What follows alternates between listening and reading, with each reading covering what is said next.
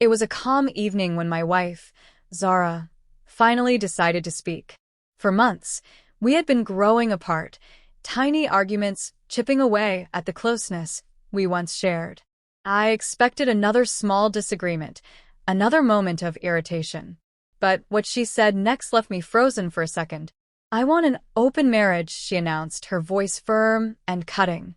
"Otherwise, I'm filing for divorce." I gently placed my coffee cup down and looked at her without emotion. I didn't shout, didn't panic, and didn't try to debate.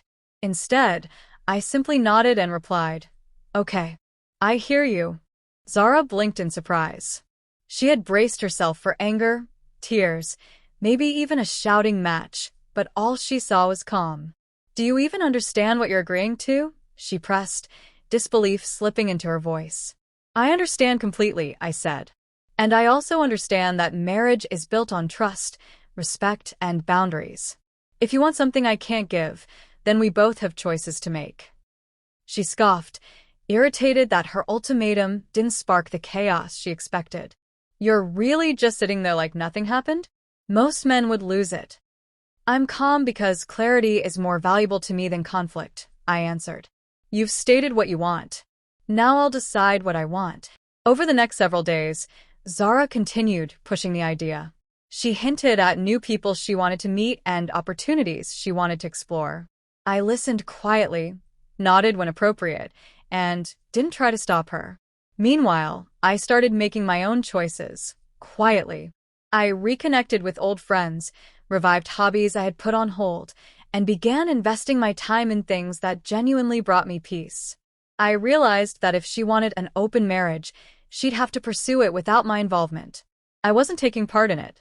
One night, Zara came home after being out, clearly expecting me to question her, maybe even plead for her attention. Instead, I welcomed her casually, poured myself a drink, and went right back to my book.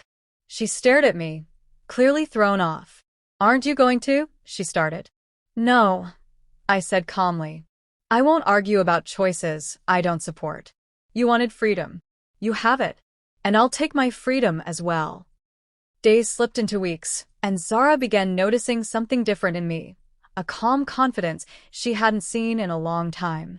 I was no longer the man bending over backward to keep her satisfied. I had become someone who valued himself enough to walk away from anything that violated his principles.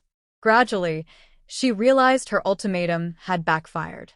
The chaos she tried to create had been met with steady composure and self-respect. Then one afternoon, she approached me, her voice softer, her expression uncertain. I think I made a mistake," she admitted. "I thought freedom would make me happy, but it doesn't feel right without you." I looked at her quietly. "Freedom isn't supposed to come by sacrificing respect or loyalty," I said. "And you can't force someone into something that makes them uncomfortable." She lowered her eyes. "I thought I could have both, my freedom and our marriage. I see now that I was wrong." I gave a slow nod. Sometimes we only recognize what truly matters after we push it away. The months that followed weren't about revenge or bitterness. They were about rebuilding if we could, or moving forward with dignity if we couldn't.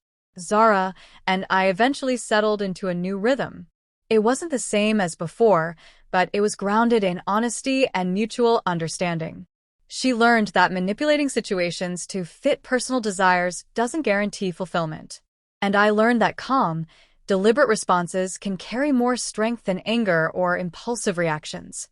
In the end, what started as a threat of divorce became a turning point. Not because she instantly changed, but because I refused to sacrifice my self-worth.